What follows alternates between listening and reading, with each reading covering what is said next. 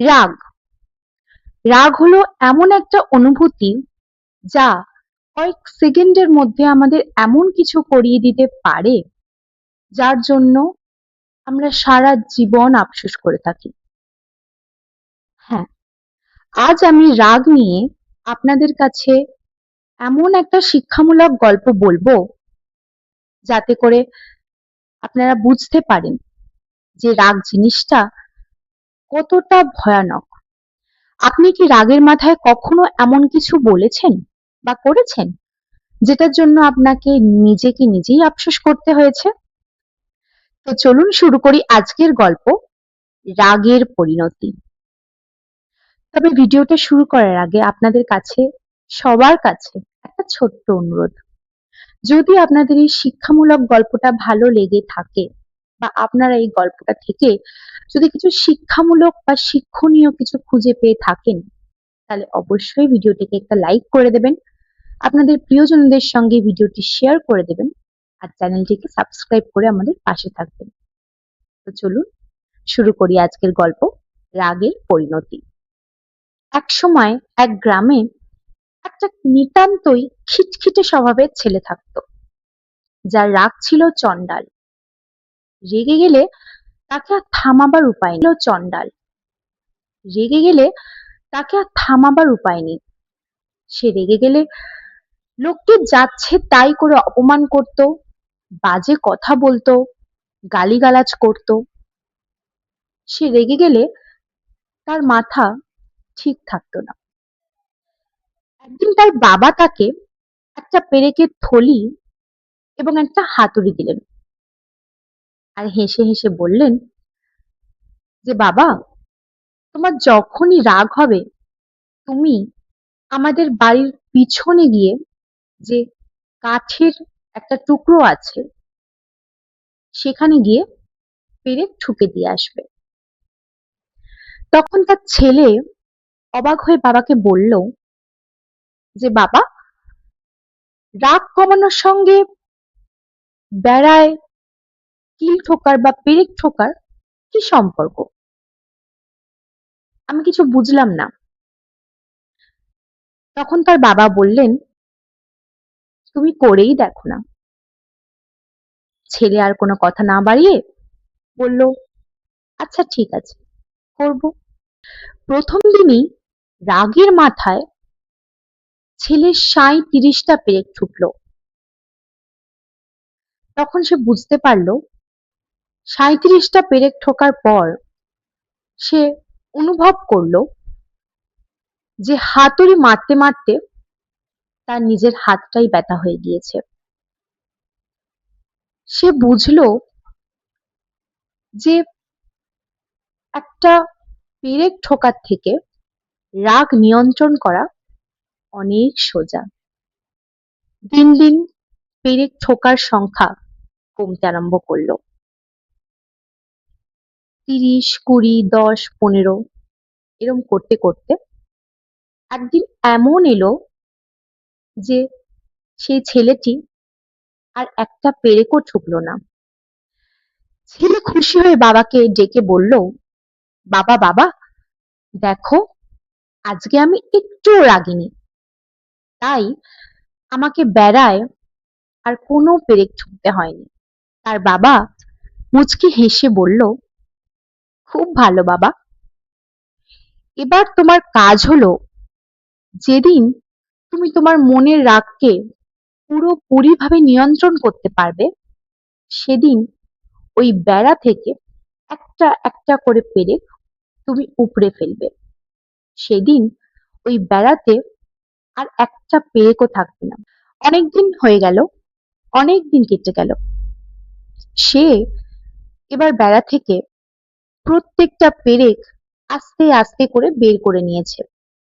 বের করে নিয়ে সে একদিন বাবাকে দেখাচ্ছে গর্বের সাথে, বাবা, বাবা, দেখো, যেমনটা তুমি বলেছিলে, বেড়ার গায়ে কিন্তু আর কোনো পেরেক নেই।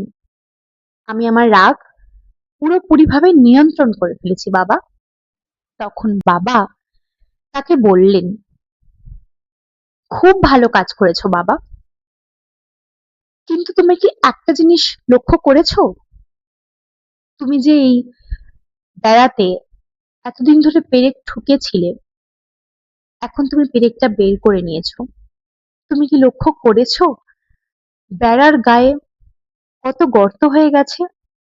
তখন ছেলে আশ্চর্য হয়ে উত্তর দিল, হ্যাঁ বাবা, তুমি তো ঠিকই বলেছ,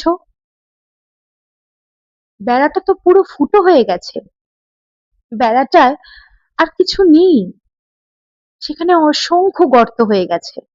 তখন ছেলের বাবা নরম গলায় কাঁধে হাত রেখে তাকে বললেন,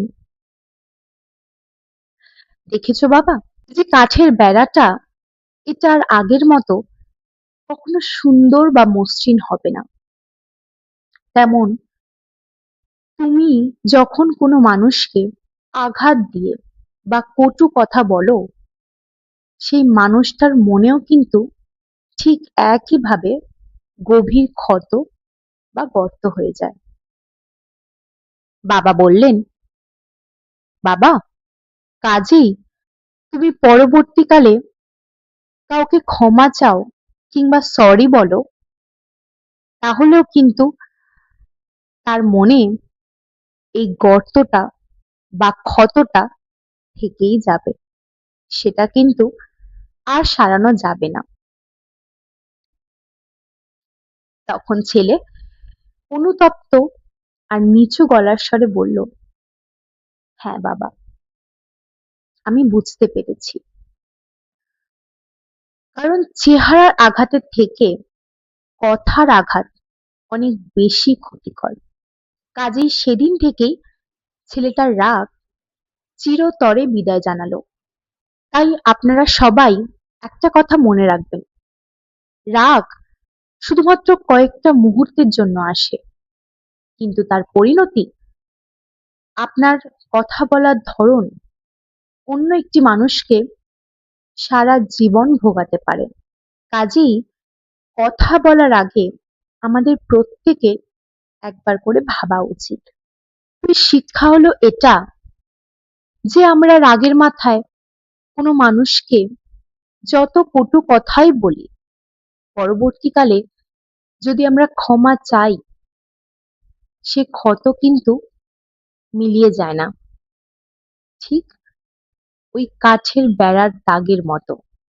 রাগ আসে কয়েকটা মুহূর্তের জন্য, কিন্তু সেই সময় নেওয়া কোনো সিদ্ধান্ত বা বলা কথা আপনার সুন্দর সম্পর্ককে চিরদিনের মতো নষ্ট করে দিতে পারে।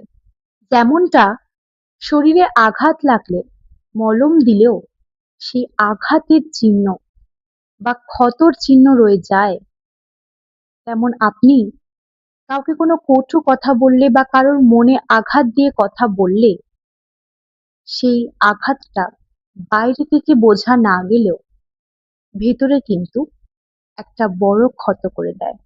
শেষে একটাই কথা বলবো, রাগ নামক পেরেকটা কিন্তু উপড়ে নেওয়া যায়, কিন্তু যে ক্ষতটা মনের মধ্যে তৈরি হয়েছে, সেটা কখনো মোছা যায় না।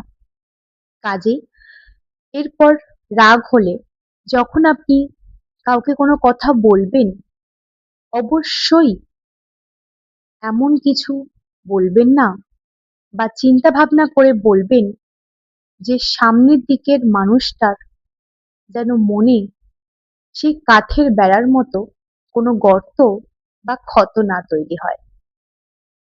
এটা ছিল আজকের ভিডিও। ভিডিওটা কেমন লাগলো অবশ্যই কমেন্ট করে আমাকে জানাবেন। আর এরকম ভিডিও যদি আপনাদের আরো ভালো লেগে থাকে, তাহলে অবশ্যই আমি এরকম ভিডিও আরো নিয়ে আসবো। আজকের মতো এখানেই শেষ করছি।